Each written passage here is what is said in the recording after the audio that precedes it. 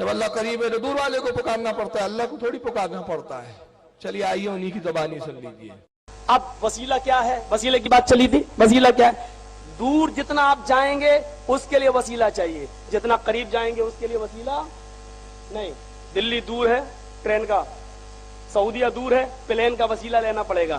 لیکن یہ مسجد جو آپ کے گھر کے قریب ہے, آپ کی اس اسٹیج کے قریب ہے, اب میں آپ سے یہ کہوں کہ یار مجھے مسجد میں نماز پڑھنے جانا, آپ کہیں گے چلیے, میں کہوں گا ہیلی کاپٹر لے کے آؤ, وسیلہ چاہیے مجھے. تو آپ کیا کہیں گے, یہ تو مولانا جرجیز کا ایک پرزہ ڈھیلا ہے, ان کو یو پی کے ہیں نا, تو یو پی میں تو 2 ہی پاگل خانے ہیں, ایک آگرہ میں ایک بریلی میں. تم دونوں جگہ میرے یہاں سے قریب ہے تو یا تو یہ کہو کہ ان کا آگرہ میں علاج کراؤ یا بریلی میں علاج کراؤ. ارے مسجد قریب ہے مولانا جرجیز صاحب, آپ یہاں جائیں گے, اس مسجد کے لیے آپ ہیلی کاپٹر مانگ رہے ہیں؟ ارے پیدل چلیے نا. پتا چلا کہ قریب کے لیے وسیلہ نہیں لیا جاتا, وسیلہ دور کے لیے لیا جاتا ہے. اب یہ فیصلہ تو آپ خود کرو کہ اللہ دور ہے یا اللہ قریب ہے. اگر اللہ دور ہے تو وسیلہ لو, اور اگر اللہ قریب ہو تو اس کو وسیلے کی ضرورت نہیں ہے. جیسے تمہیں مسجد میں یا مسجد میں جانے کے لیے آپ کو وسیلے کی ضرورت نہیں. آؤ قرآن سے پوچھتے ہیں کہ اللہ دور ہے یا اللہ قریب. وَإِذَا سَأَلَكَ عِبَادِي عَنِّي فَإِنِّي قَرِيبٌ. آئے میرے حبیب, آئے میرے نبی, آئے میرے پیغمبر, میرے بندے میرے بارے میں سوال کریں. وَإِذَا سَأَلَكَ عِبَادِي عَنِّي, جب میرے بندے میرے بارے میں تم سے پوچھیں کہ بتاؤ اللہ کہاں ہے, اللہ کہاں ہے, تو ان کو کہہ دو فَإِنِّي قَرِيب, میں ان کے بالکل قریب ہوں. اللہ نے کہا فَإِنِّي قریب, میں قریب ہوں, قریب قریب. اور ایک جگہ کہا میرا بندہ جب مجھے پکارتا ہے میں ان کی رگے دل شہر رگ سے بھی زیادہ قریب ہوتا ہوں. پتہ ہی نہیں چلتا اس میں آواز ہے کہ اس میں آواز ہے, میں اس کی شہر رگ سے زیادہ قریب ہوں. دیکھیے اللہ کہہ رہا میں شہر رگ سے زیادہ قریب ہوں. جتنے دور تم جاتے ہو نا, اجمیر اور حاجی علی وہ بہت دور ہو گئے, اللہ شہر رگ سے بھی زیادہ قریب ہے. تو اب آپ یہ بتاؤ قریب کے لیے وسیلہ لینا پڑے گا, جو قریب ہو اس کے لیے وسیلہ چاہیے. آپ وسیلہ لو لیکن دور کے لیے وسیلہ لو. اللہ تو قریب ہے, اللہ تو قریب ہے, یہ وسیلہ آپ کا رونگ ہے, غلط ہے. یہ عقیدہ کیسے بدل گیا؟ مطلب کا جیسا ہے, جیسا دیش ویسا بھیج, وسیلے کی بات آئی تو جو دور ہوتا ہے جرجی صاحب کہتے ہیں اس تک جانے کے لیے وسیلہ لگتا ہے. دلی دور ہے تو ٹرین لگیں گی وسیلے کے لیے, جو قریب ہے اس کے لیے وسیلہ کیوں نہیں؟ کل تک تو آپ کہہ رہے تھے اللہ اتنا دور ہے کہ عرش اعظم پہ بیٹھا ہوا ہے, یہ قریب کب ہوا بھائی؟ کل تک آپ ہی کی جماعت کا عقیدہ تھا کہ اللہ کہاں ہے, عرش پر. سننا ہے انہی کے ملاؤں کی سن لو, ان کے ملاؤں کے پیندے نہیں ہیں. مالک تو کہتا ہے اگر میرے علاوہ کوئی اور الہ ہوتا تو وہ عرش پہ چڑھنے کے لیے ضرور راستہ کوئی سیڑھی تلاش کر لیتا. جو عرش پہ ہوتا ہے وہ رب ہے, اور جو عرش پہ پہنچ جائے وہ ہمیشہ جاگتا رہتا ہے, اسے کبھی نیند نہیں آتی, نہ اسے جھپکی آتی ہے. وہ عرش کے اوپر مستوی ہے, وہ آسمانوں کے بلند ہے, عرش کے اوپر بلند ہے, وہ آسمانوں کے اوپر رہتا ہے, عرش کے اوپر بلند ہے, وہ آسمانوں کے اوپر رہتا ہے. فرمایا اللہ تعالیٰ نے سورۃ سجدہ میں یدبر الامر من السماء الی الارض, اللہ تعالیٰ آسمانوں سے زمین کی طرف کاموں کی تدبیر کرتا. آسمان اللہ تعالیٰ کا ہیڈ کوارٹر ہے, وہاں سے زمین کی طرف اپنے کاموں کی تدبیر کرتا. اللہ کا آسمان ہیڈ کوارٹر ہے, وہاں سے کام کرتا ہے, وہ برانچز تو سب کیا ہے. تو قریب کب ہوا بھائی اللہ؟ اور کل تک تو تم ہی قرآن کی آیت پیش کرتے تھے اللہ تعالیٰ سب جگہ نہیں ہے, اللہ سب جگہ نہیں. حالانکہ ہم بھی کہتے ہیں اللہ جگہ سے پاک, قریب ہے مگر جگہ سے پاک, جسم سے پاک. مگر کل تک تم ہی کہتے تھے قرآن میں اللہ صاحب عرش پر ہے, اور خود تمہارا مولوی کہہ رہا ہے کہاں ہے اللہ؟ ہیڈ کوارٹر میں ہے, وہاں سے کاموں کی تدبیر کرتا ہے. برانچز پتہ نہیں اور کہاں کھول رکھی ہے.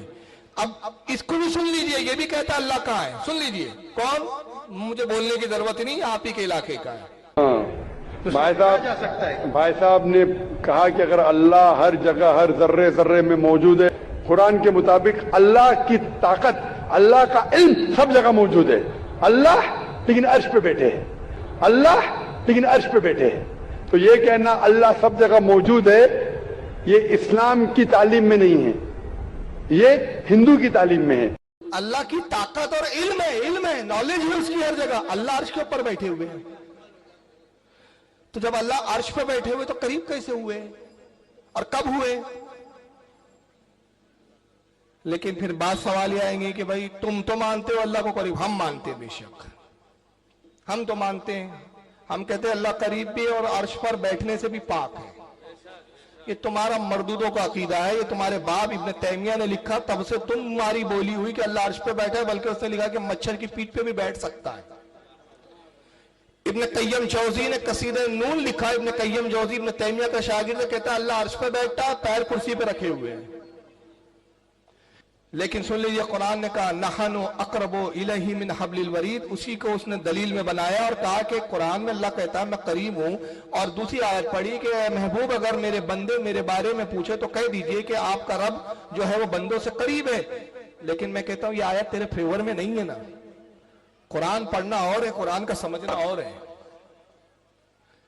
और तुम अगर आइम्मा को छोड़ के कुरान पढ़ोगे तो कहां से पढ़ पाओगे? देखिए, एक होता है अल्लाह का करीब होना और एक होता है बंदे का करीब होना, दोनों में बड़ा फर्क है।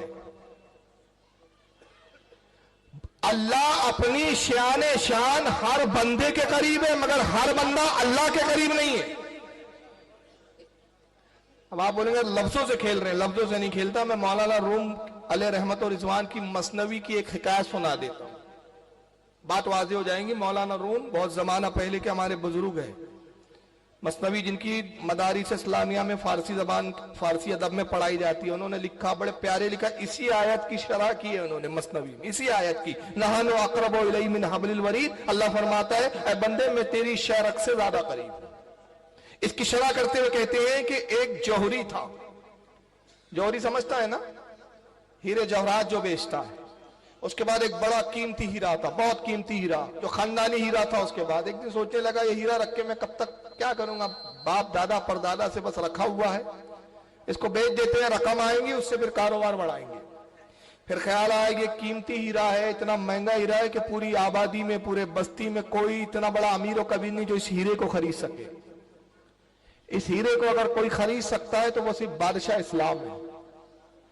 अब बादशाह की राजधानी बहुत दूर थी, तो मौलाना रूम कहते हैं कि वो हीरा बेचने की गरज से बादशाह के हाथ में फरोख्त कर दूं, इस इरादे से अपने शहर से, अपने इलाके से निकला और राजधानी की तरफ चलने लगा। इत्तेफाक से एक चोर को पता चल गया कि यार ये जौहरी जा रहा है, उसके पास हीरा है। तो उसने सोचा कि हीरा चुराना चाहिए किसी हिकमत से। जौहरी था लेकिन बड़ा ताकतवर, उसने कहा इससे लड़कर तो हीरा नहीं छीन सकते, क्योंकि ये ताकतवर भी है, लड़ने का हुनर भी जानता है, किसी हीले और बहाने से हीरा निकालना पड़ेगा। साथ में हो गया, रास्ते में मिला, कहा अस्सलाम वालेकुम। वालेकुम। अरे जौहरी साहब आप कहाँ जा रहे हैं? कहा मैं राजधानी जा रहा हूँ, बादशाह से मिलने, कुछ काम है। कहा अरे बड़ी अच्छी बात है, हम भी उधर ही जा रहे हैं, बड़ी अच्छी बात है, सफर साथ में रहेगा, आपका हमारा साथ रहेगा, बड़ा आसानी से सफर कट जाएगा। जौहरी को कुछ शक हुआ लेकिन बोल नहीं पाया। कहा अच्छा चलो ठीक है चलो। अब चलने लगे, रात हुई, खाना आना खाया, सोने का टाइम आया, तो जौहरी ने कहा देखो यार ऐसा करते हैं। जौहरी बड़ा चालाक था, होशियार था, तो समझ गया इसकी नीयत पे फतूर है। कहा देखो यार ऐसा करते हैं, अगर दोनों एक साथ सो गए तो कोई चोर डाकू आएगा, हम दोनों का माल लूट कर लेके चला जाएगा। बेहतर यह है कि हम बारी मुकर्रर कर लेते, जब मैं सो तो तुम जागते रहना, पहरा देना, सामान की हिफाजत करना, जब तुम सो तो मैं पहरा दूंगा। चोर ने कहा वाह इससे अच्छी क्या बात होगी, दिल में सोचा इससे अच्छी क्या बात होगी, जब ये सोएगा तो मैं इसकी सोने की बारी में हीरा लेकर भाग जाऊंगा। कहा ठीक है बहुत अच्छी बात है। तो जौहरी ने कहा ऐसा करो तुम पहले सो जाओ, हम पहरा देते हैं, आधी रात को मैं तुम्हें उठा दूंगा, फिर तुम पहरा देना। कहा ठीक है। चोर सो गया मस्त, कहा ये आधी रात में उठाएंगा, ये भी जागता रहा। जब आधी रात गुजरी और इसके उठाने का टाइम हुआ तो जौहरी ने क्या किया, वो हीरा निकाला और इसी के कपड़े में छुपा दिया। इसको उठाया, उठो उठो, अरे मेरे दोस्त उठो, ये भी उठा। हाँ क्या बात, हाँ भाई चलो अब आप तुम जागो, आधी रात हो गई, मैं सोता हूँ। कहा ठीक है। अब जौहरी बड़े मस्त सो गया खर्राटे लेके, ये जनाब इसके कपड़ों में हीरा तलाश कर रहा है, इसकी पोटलियों में हीरा तलाश कर रहा है, और अपने कपड़े नहीं देखता کیونکہ خیال ہی نہیں کہ میرے کپڑے میں ہیرا آ جائیں گے. دیکھا بڑا تعجب ہوا, یار رات بھر میں پورا آدھی رات تک تلاش کرتا رہا, کافی گھنٹے تلاش کی, لیکن ہیرا تو ملنا, اس کی بو بھی نہیں پتا چلی. صبح ہوئی, جوہری بھی اٹھا, پھر سفر آگے ہوا, دوپہر کا وقت آیا, قیلولہ کا ٹائم آیا, تو پھر یہ چور سویا. جوہری نے اس کے کپڑے میں ہاتھ ڈالا, دیکھا ہیرا رکھا ہے, محفوظ نکال لیا. کچھ دیر کھیلا کودا مست, اس سے اس نے دل لبھایا ہیرے سے.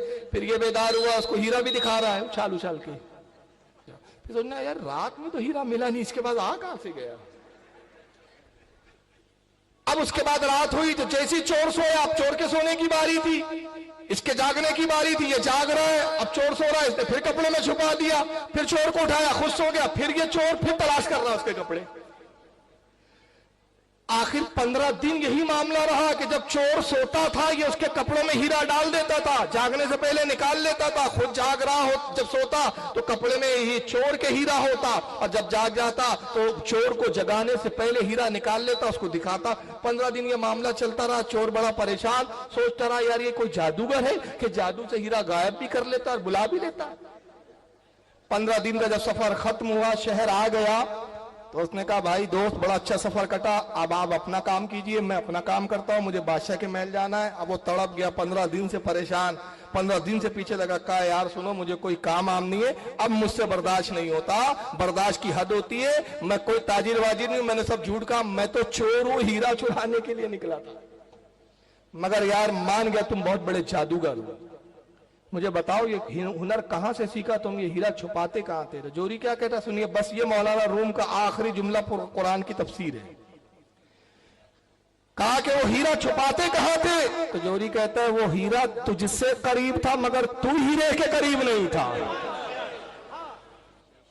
ہیرا تجھ سے قریب تھا مگر تو ہیرے کے قریب نہیں تھا, تجھے ہیرے کی معرفت نہیں تھی. تو مولانا رومی شکایت سے فرماتے ہیں اللہ کی قدرت ہے, اس پہ شان, اس کی شان, یہ اس کی طاقت صلاحیت ہے کہ وہ اپنے بندوں سے قریب ہے. مگر ضروری نہیں کہ ہر بندہ اللہ سے قریب ہو. اگر ہر بندے سے اللہ قریب ہے تو ابو جہل بھی بندہ ہے, تو اللہ ابو جہل کے بھی قریب ہوا. اللہ کا بندہ تو عتبہ بھی ہے, تو اللہ عتبہ کے بھی قریب ہوا. نمرود بھی اللہ کا بندہ ہے, اللہ نمرود کے بھی. تو کیا اللہ ان سب کے قریب ہے؟ مگر مجھے بتاؤ کیا نمرود اللہ کے قریب ہے؟ عتبہ اور شہبہ اللہ کے قریب ہے؟ ابو جہل اللہ کے قریب ہے؟ ابو لہب اللہ کے قریب ہے؟ یہ اللہ کے قریب نہیں تھے, اللہ ان کے قریب تھا اپنی شان. یہ اللہ کے قریب اس لیے نہیں تھی کہ انہوں نے نبی کا وسیلہ درمیان میں نہیں رکھا, اور جنہوں نے نبی کا وسیلہ بنایا وہ اللہ سے قریب ہو گئے.